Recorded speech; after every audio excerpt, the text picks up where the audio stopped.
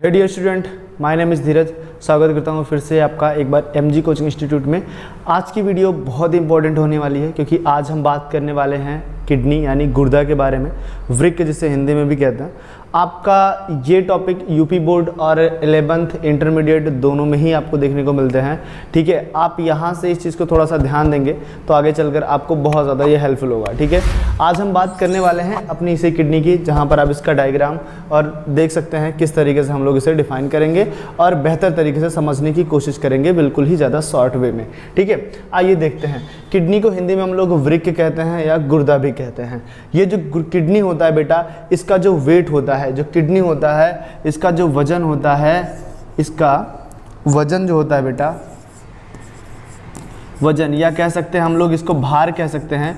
इसका जो भार होता है बेटा वो कितना होता है, 120 ग्राम से लेकर 120 से 150 ग्राम तक होता है। ठीक है, इसका जो भार होता है कितना होता है, 120 से 150 ग्राम तक होता है एक किडनी का भार। ठीक है, आप देख सकते हैं हमारा जो किडनी होता है वह प्रेजेंट होता है एब्डोमिनल स्पेस में। कहाँ पर बेटा, एब्डोमिनल यानी उदर गुहा में। हिंदी में कहें तो उदर गुहा, इंग्लिश में कहें तो एब्डोमिनल स्पेस। ये हमारे एब्डोमिनल स्पेस में उपस्थित होता है। रीढ़ की हड्डी ये जो दिख रही है आपको एब्डोमिनल स्पेस के दोनों साइड में, मतलब एक लेफ्ट और राइट दोनों साइड में ये प्रेजेंट होती है। ठीक है, और ये जो होता है किडनी, और ये जो किडनी होता है ये इनमें से एक किडनी यानी हमारी जो राइट साइड वाली किडनी होती है वो थोड़ा सा दबी हुई होती है, मतलब वो झुकी हुई सी होती है, और जबकि लेफ्ट साइड वाली जो किडनी होती है वो क्या होती है, उठी हुई होती है। ऐसा कारण इसलिए होता है, इस साइड में ना बेटा लीवर प्रेजेंट होता है जिसके कारण इसे थोड़ा सा नीचे दब के रहना पड़ता है, नीचे झुका हुआ होता है।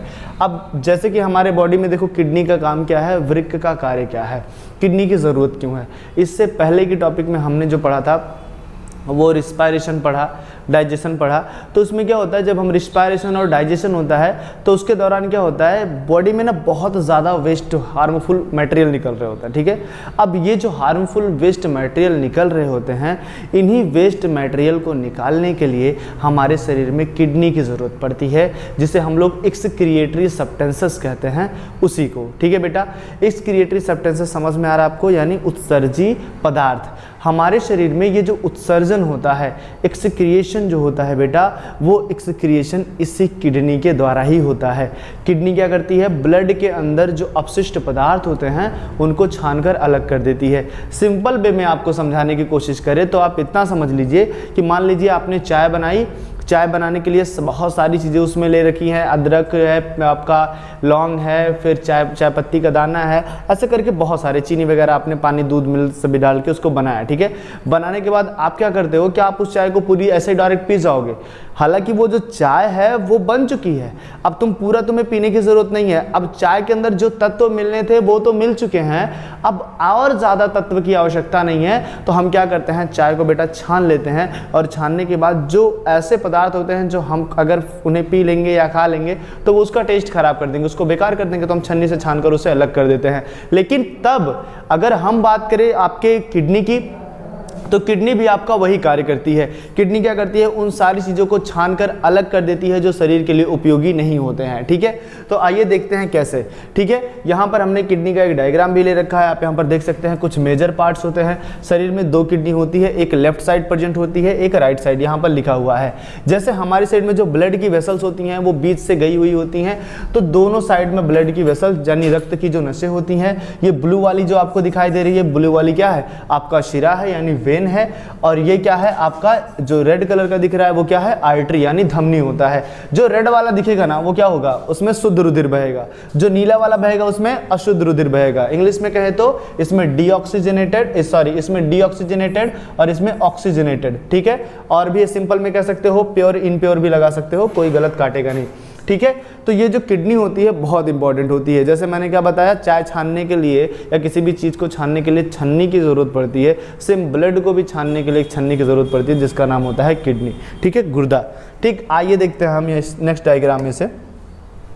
देखिए यहाँ पर किडनी का एक डायग्राम बना है, आप इसको बेहतर तरीके से समझ पाएंगे। ये वही किडनी है जिसको हमने पहले देखा था। यहाँ पर देखिए, अब हम देखते हैं ये किस तरीके से वर्क करता है। ठीक है, इसके बारे में सब कुछ जानते हैं।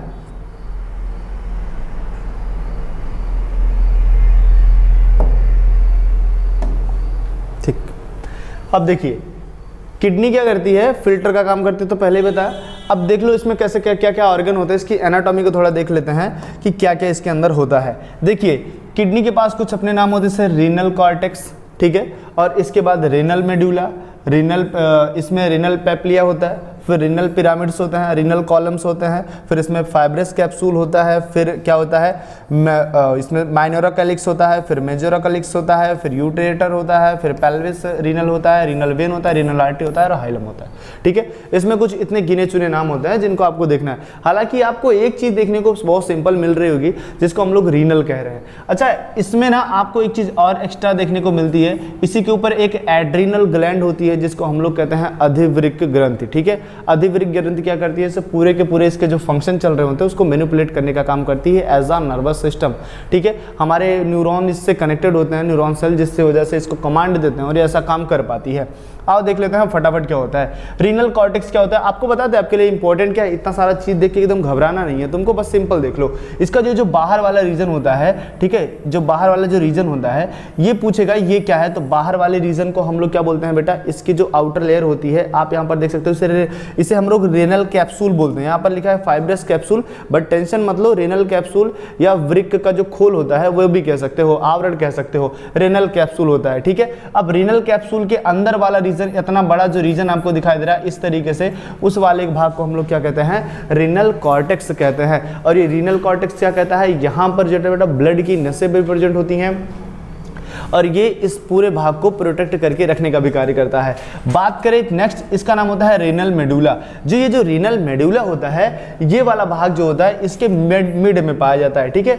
ये क्या होता है, इसके मिड में पाया जाता है, इसलिए देखो मेडुला और मिड यानी मध्य, ये बहुत ही सिंपल सा लग रहा है, ठीक है। इसके बीच में पाया जाता है। इसी रीनल मेडुला में तुमको क्या देखने को मिलता है बेटा, इसी रीनल मेडुला में तुम्हें रीनल पिरामिड्स देखने को मिलते हैं। पिरामिड क्या होते हैं, देखो ये पिरामिड के आकार के ऐसे कुछ होते हैं, तो इनको हम लोग रीनल पिरामिड्स कहते हैं। ये रीनल पिरामिड्स बेटा बड़े इंपॉर्टेंट होते हैं, इसलिए क्योंकि इन्हीं रीनल पिरामिड्स में क्या पाया जाता है, नेफ्रॉन पाए जाते हैं। क्या पाए जाते हैं, नेफ्रॉन पाए जाते हैं, ठीक है। आगे वाली क्लास में हम नेफ्रॉन के बारे में समझेंगे, एक वीडियो ही लाएंगे जिसके नेफ्रॉन को समझ पाएं आसानी से, वीडियो ज़्यादा लंबी नहीं करना चाहते, ठीक है। नेफ्रॉन क्या होता है, किडनी की इकाई होती है, ठीक है। किडनी की इकाई किसे कहते हैं बेटा, आप देखिएगा, अगर हम कहें वृक्क की इकाई, वृक्क की इकाई, तो वृक्क की इकाई को क्या कहते हैं बेटा, नेफ्रॉन कहते हैं, ठीक है। वृक्क की इकाई को क्या कहते हैं, नेफ्रॉन कहते हैं। आप इस बात को जाने रहिएगा। ये जो नेफ्रॉन होता है बहुत इंपॉर्टेंट होता है। दरअसल ना ये पूरा का पूरा फंक्शन नेफ्रॉन के द्वारा ही हो पाता है। ये जो ब्लड को छानने का प्रक्रिया है ना, ये उसी के द्वारा हो पाता है। सेम उसी प्रकार से समझ लो, चाहे छन्नी जैसे बताया था मैंने, छन्नी के लिए उसकी डंडी भी लगे होते हैं, सारे ढेर सारे सिस्टम इक्विपमेंट भी लगे होते हैं, लेकिन उसका जो नेट होता है, जो जाली होती है, वो सबसे ज़्यादा इंपॉर्टेंट होती है। वो जो धागे होते हैं जाली में, वो बहुत ज़्यादा इंपॉर्टेंट होते हैं। वैसे किडनी के अंदर नेफ्रॉन का बहुत काम होता है। ये कितना परसेंट होता है बेटा, ये 8 से 10 लाख। हालांकि आपको एक वयस्क मनुष्य में जो देखने को मिलता है वो लगभग 10 से 15 बताता है, लेकिन आपकी एनसीईआरटी बुक में इसे कंसीडर किया गया है 8 से 10 लाख नेफ्रॉन जो होते हैं वो एक किडनी में होते हैं, ठीक है बेटा। 8 से 10 में लिख देता हूँ फिर से, 8 से 10 लाख, ठीक है। आप इसको नोट डाउन कर लीजिएगा। अब देखिएगा, इस पूरे के पूरे सिस्टम में ना नेफ्रॉन सबसे ज़्यादा महत्वपूर्ण रोल करेगा, नेफ्रॉन सबसे ज़्यादा इंपॉर्टेंट रोल निभाता है। अब आपके शरीर में ना, अगर मैं उसी वाले डायग्राम को फिर से ओपन करूं, लेकिन उससे पहले आप पूरे समझ लो।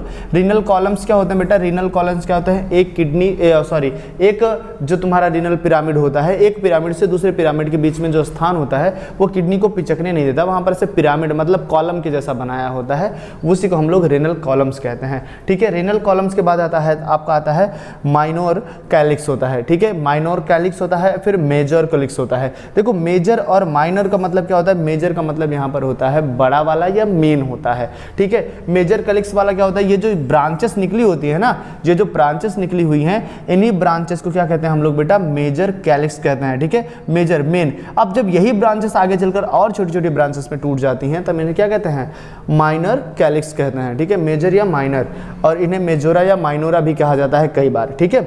अब देखो यूरेटर क्या होता है? अब ये यूरेटर वो जो डक्ट होती है ना, इनमें तो फनल लाइक स्ट्रक्चर बनता है और उसी फनल को हम लोग बोलते हैं रीनल पेल्विस, और रीनल पेल्विस जो अटैच होता है वो होता है आपके यूरेटर से।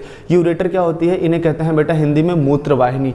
मूत्रवाहिनी क्या करती है? जो यूरिया शरीर में निकला है, जो यूरिक अम्ल और यूरिया जो निकला है, अपशिष्ट पदार्थ जो निकले हैं, उन सभी अपशिष्ट पदार्थ को क्या करती है? कलेक्ट करती है। कलेक्ट करने के बाद फनल लाइक स्ट्रक्चर जानते हैं ना, कीप के समान स्ट्रक्चर होता है, मतलब ऐसे कुप्पी के जैसा होता है, ऐसे अलाकर अटैच कर देता है, यहाँ सब गिरेगा तो यहीं से फिर चला आएगा, तो यहीं पे फनल लाइक स्ट्रक्चर होता है। वहाँ से लेकर ये कहाँ पर चला आता है? आपके मूत्राशय में आता है, मूत्राशय से फिर यूरेथ्रा के माध्यम से बॉडी से बाहर निकल जाता है, शरीर से बाहर छोड़ दिया जाता है, ठीक है। अब देखो, अब आपका आता है रीनल वेन। रीनल वेन क्या होता है? आपको पता ही है, अशुद्ध रुधिर बहेगा, जो किडनी की तरफ जो मुड़ जाती है वो रीनल वेन हो गया।